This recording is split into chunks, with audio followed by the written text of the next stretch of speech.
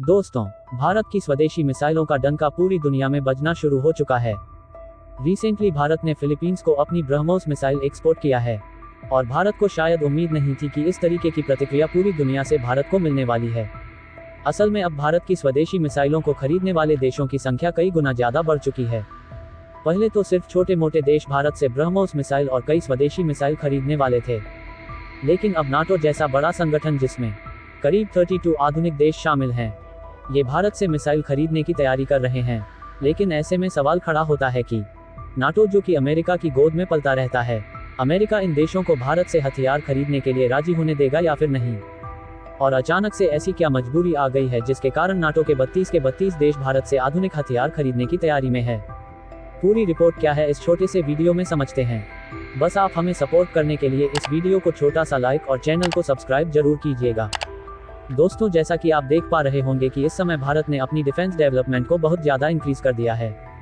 भारत ने अत्याधुनिक hypersonic missile और अन्य अलग अलग तरीकों की मिसाइलों को बनाया है, और ना सिर्फ बनाया है बल्कि कई आधुनिक रक्षा हथियारों को बना करके सफलतापूर्वक टेस्ट कर लिया है, जिसके कारण ही आज 20 से भी ज़्यादा देश भारत की सिर्फ मिसाइलों को खरीदने की तैयारी कर रहे हैं, जिसमें ब्रह्मोस, अग्नि और पृथ्वी जैसी आधुनिक मिसाइलें शामिल हैं।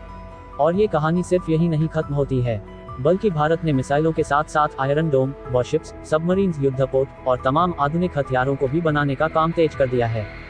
यहाँ तक कि DRDO जैसी ऑर्गेनाइजेशंस लेजर वेपन्स को भी तैयार कर रही हैं।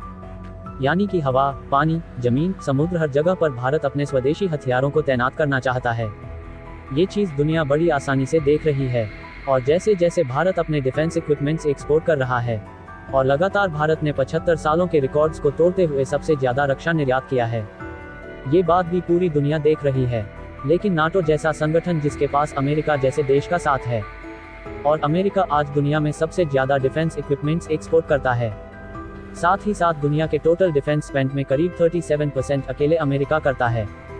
यानी कि अमेरिका के पास एक काफी बड़ी डिफेंस पावर है। लेकिन अमेरिका की एक सबसे बड़ी कमी है, वो है उनके एडवांसमेंट। यानी कि अमेरिका जो भी हथियार बना करके तैयार करता है, उसको बनाने में बहुत ज़्यादा खर्चा आता है।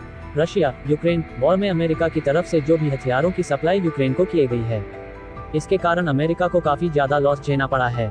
अब एक तरीके से कह सकते हैं कि अमेरिका ने फाइनेंशियल सपोर्ट किया है, लेकिन कहीं ना कहीं इसका खर्चा यूक्रेन को उठाना पड़ा। सेम इसी तरीके से मिडिल ईस्ट में किए गए युद्ध पर भी अमेरिका ने बहुत ज़्यादा खर्चा किया है।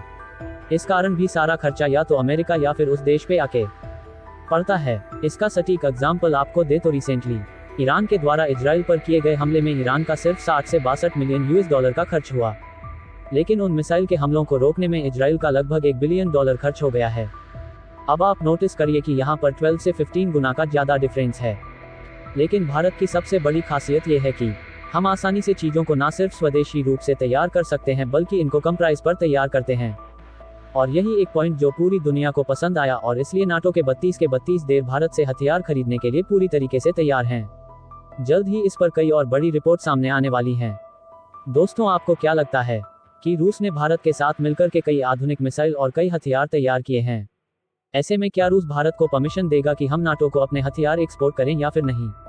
आपके हिसाब से रूस परमिशन देने वाला है या फिर नहीं? कमेंट्स में अपनी राय जरूर लिखिए। और भारत के ऐसे ही यूजफुल इंपॉर्टेंट वीडियोस पाने के लिए वीडियो को लाइक और चैनल को सब्सक्राइब जरूर कीजिएगा। तब तक के लिए जय हिंद, जय भारत।